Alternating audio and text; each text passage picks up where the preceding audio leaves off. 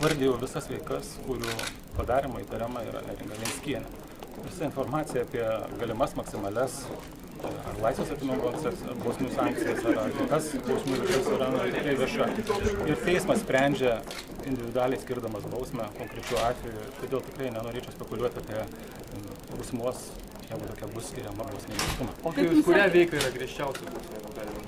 Kas yra rimčiausias jūsų išvardymas? Dėl piktnaudžiavimo objektais. Sakykit, prašau, jeigu atims Seimas neliečiamybę, per kiek laiko byla jūsų manymų pasieks teismą?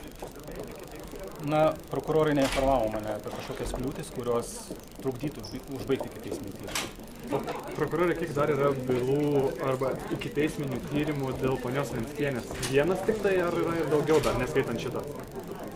Su šiuo asmeniu yra susijęs ikiteisminis tyrimas. Tikrai nenorėčiau, gerbdamas nekaltumo prezumpciją, komentuoti, kodėl jis atliekamas. Aš dabar iš kitos temos, jeigu galima, sakykit, kodėl generalinė prokuratūra paprašė Panevėžio, jūs kolegų paprašė tyrimo medžiagos dėl Balčiūno, kas jums sukėlė įtarimų tyriant šią bylą? Aukštesniojo prokuroro pareiga yra užtikrinti teisėtą ikiteisminio tyrimo atlikimą. Dėl generalinės prokuratūros atitinkami aukštesnieji prokurorai pasireikalavo peržiūrėti minėtą ikiteisminį tyrimą, tačiau tikrai nereiškia, kad mums kyla kažkokias abejonės dėl ikiteisminio tyrimo atlikimo tinkamumo.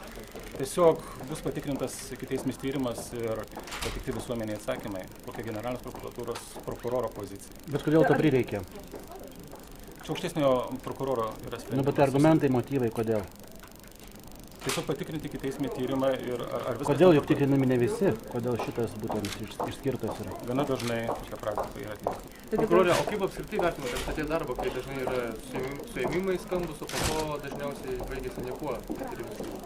Nežinau, reikėtų kalbėti apie konkrečius pavyzdžius. Aš dėl viso Matuzo norėjau paklausti, dėl Matuzo, dabar kaip ir nejuda tenais niekas, kaip matot perspektyvą būtent dėl jo bylos? Atliekamas ikiteisminis tyrimas ir perspektyvos reikia palaukti. Bet ir generalinė prokuratūra atrodo normalu, kad tiek ilgai nėra jokio judesio byloje. Iš kurių žinoma, kad netliekama nieko ikiteisminio tyrimo metu. Ikiteisminis tyrimas vyksta. Jeigu praneštume, tai žinotumėm. Tai prokuroras sprendžia, kiek gali visi pagarsinti ikiteisminio tyrimo eigą. O kaip dėl Paleckio kreipėsi į generalinę prokuratūrą dėl fronto, jo veiklos, kaip vertinimas, kaip? Visus pareiškimus nagrinėjam, įstatymų nustatyta tvarka ir atsakom pareiškėjais. Dėl Venckienės dar norėjau patikslinti dėl to kito tyrimo, tai reiškia, kad jeigu jie norėtumėt pateikti įtarimus, vėl turėtumėt prašyti kitoj byloje, ar ne? Jeigu prokurorai kreipsis dėl imuniteto panaikinimo ir jeigu toks kreipimasis bus pagristas, tai neatmetama tokia galimybė.